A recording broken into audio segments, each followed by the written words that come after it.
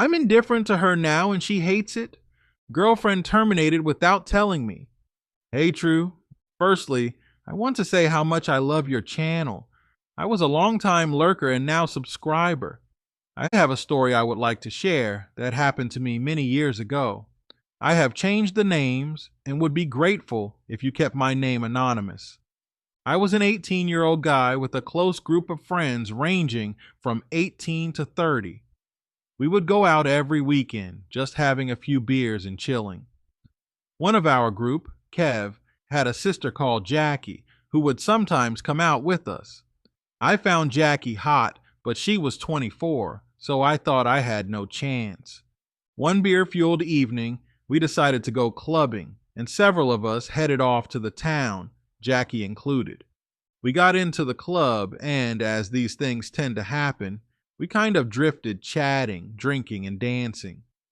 The evening was going well, relaxed and enjoyable, when Jackie approached me and said she didn't feel too good. I offered to take her outside for some fresh air and said I'll grab one of the girls in our party to come along, but she said she just wanted to sit in a booth and would I keep her company. Before I knew it, Jackie was trying to kiss me. I gently pushed her away. Don't get me wrong, I really liked her and wanted to be with her, but this felt wrong. She asked what was wrong, and I said I think you're drunk and maybe we should get you home. I told the other guys I was getting her home, and Kev said he would come too, which actually made me feel better. We got back to their house. They both still lived with their mother, and I made them a coffee. Kev thanked me, took his coffee, and said he was off to bed, leaving me with Jackie. As soon as his door shut, she literally pounced on me, furiously kissing me and trying to undress me. Before the act happened, I stopped her as I didn't have protection. I was only 18 and still a virgin. It was instilled on me by my parents to never go unprotected. My dad was in the British Army, and we had that frank and honest relationship. That evening came to an abrupt halt, and to her credit, she understood and backed down. I kissed her, then went home. I, even at a tender age, wanted to be a gentleman. I was worried that she was drunk, and in addition, no protection was a no-go for me. I called her the next day, and she remembered everything, telling me that she wants to see me. I was ecstatic and immediately stocked up with protection. I went around her home that evening. Her mother and brother were out, and after a few Dutch courage drinks, I'm not going to lie here, I was really nervous. We made love in her bed. She led as I had no idea what I was doing, but it was incredible, and I thought I had fallen completely and utterly in love. This woman could have told me to jump from a bridge, and I would have asked her from which bridge she would like me to jump from. We dated for a while, seeing each other daily. I was head over heels. Before I knew it, she was asking me not to wear protection, as she was on birth control, and being completely naive, I did as I was requested. Turns out she wasn't, and I never got an explanation as to why she would lie to me. Of course, nature did its thing, and before long, she was pregnant. I was elated and was ready to propose. It wasn't what I had planned, but it takes two to tango, right? I told her my feelings and that we will raise our baby together. She went quiet then, and after I left, she pretty much ghosted me. I was frantic and worried and could not understand what I had done. I soon found out that she had a termination. The act itself did not destroy me, as it was her body, and ultimately, she has the final say, but to not even talk to me or explain what she was going through, to allow me the chance to come to terms with what she had done, the chance to shoulder some of the responsibility. That's what destroyed me. I grew up and matured then. I felt a rage and sadness equally at the same time. Being robbed of fatherhood and being robbed of the chance to prove myself was too much. I was experiencing emotions and feelings I couldn't understand and did not know how to deal with. I turned to the drink, and one night I went to our local pub to see who was around. I saw one of our mutual friends, and he asked me where she was, to which I said, "No idea. After she aborted our baby, she stopped talking to me." He looked dumbfounded and embarrassed, and I regret that outburst even to this day. I soon left the pub that evening, the shame adding to my hurt, and decided enough was enough. I planned to end myself. I went to one of our local stores and picked up several packs of over the counter pain relief, only to be told they can only sell 2 packets at a time. Turns out there is a law in the UK to try and prevent people from taking too much medication. I bought my 2 packets and simply went to another store to buy some more.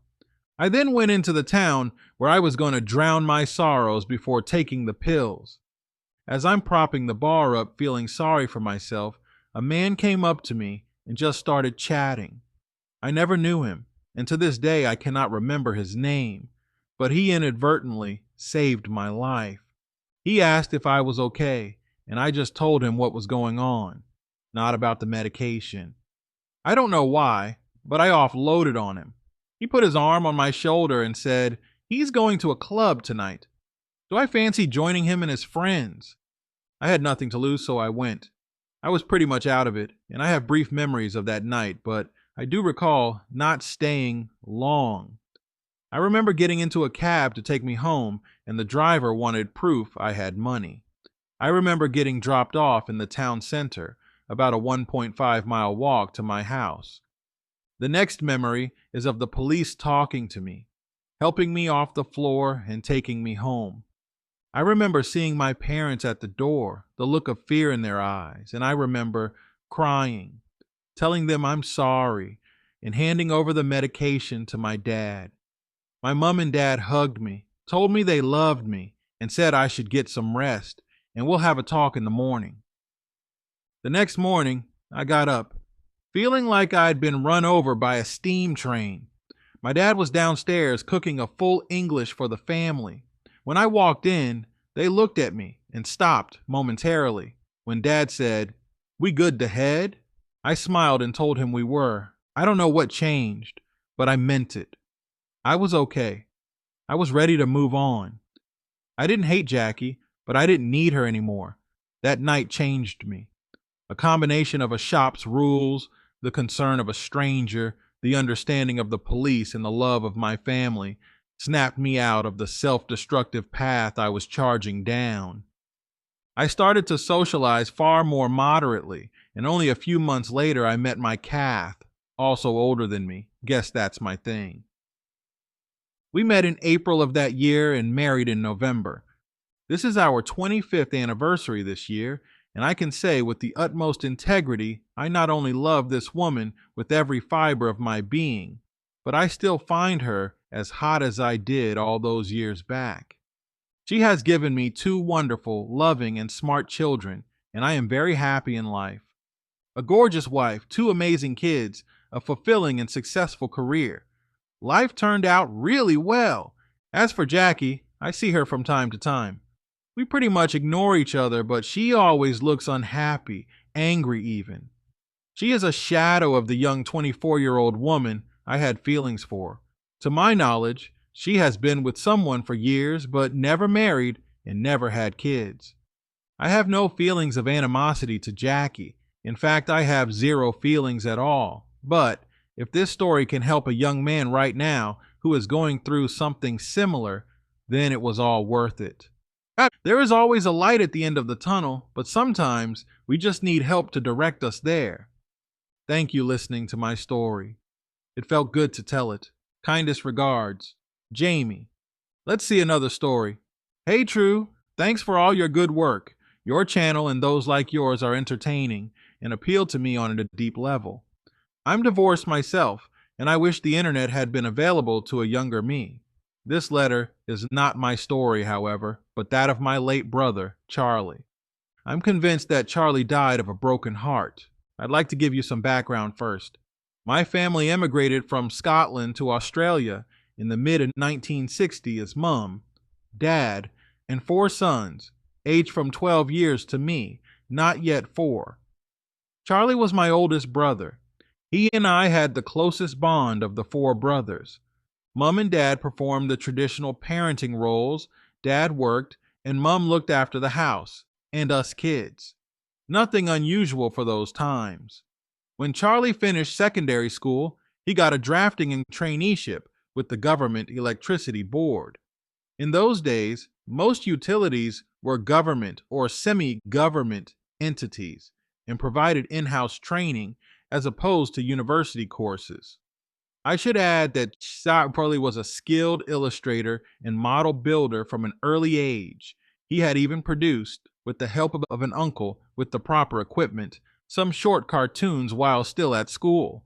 In the course of time, Charlie qualified as a draftsman and later as a cartographer, all within the electricity board, and worked there for a total of 22 years. However, with the advent of computers and the government privatizing all the boards and commissions, he could see the writing on the wall with regard to job security, so he opted to accept a redundancy package. During his time at the electricity board, Charlie met and married his wife, let's call her EBM. M had a 6-year-old son from a previous relationship, which Charlie accepted as his own. Later, they had a daughter together. With the substantial financial windfall from the redundancy package, Charlie paid off their mortgage and set up a business. That business was a hobby shop, catering to the needs of local modelers, mainly plastic construction sets and radio-controlled model aircraft. This business was successful, and Charlie operated the hobby shop for over 25 years. As time passed, M was in a car accident. That eventually caused her to give up work completely due to damaged vertebrae in her back. For some time, Charlie's hobby shop was the sole source of income. Their shop was doing well, so there was no issue financially. However, online retail began to impact the hobbyist shop, and again, Charlie could see the writing on the wall. By this time, though, Charlie was in his early 60s, so was looking to start winding down. Financially, they were set. M's mother had recently passed, and M had received a substantial inheritance. The mortgage had been paid off decades ago.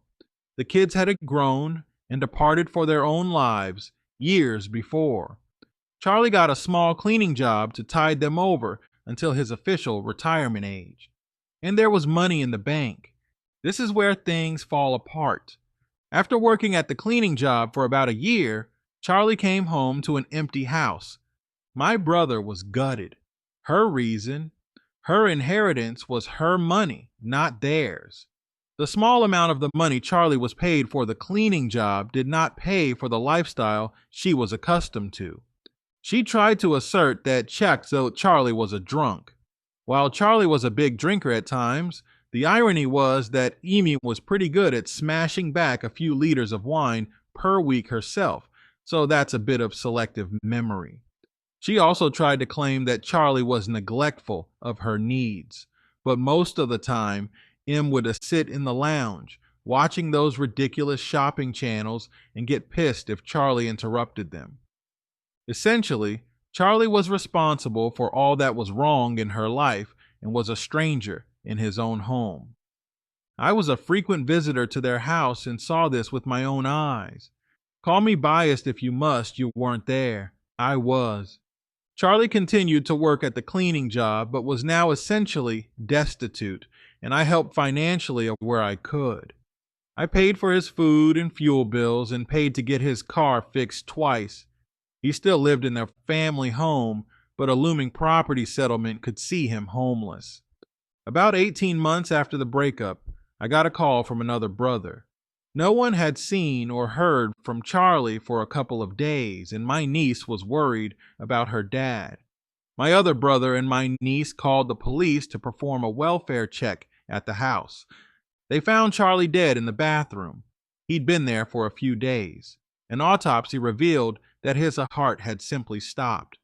After working from 16 to 64, providing the lion's share of family income, paying for schooling, bailing in his stepson a couple of times, and being married for 37 years, my brother Charlie died alone. I still cry for my brother. You deserve better, Charlie. I will miss you always. Your loving brother, Ralph.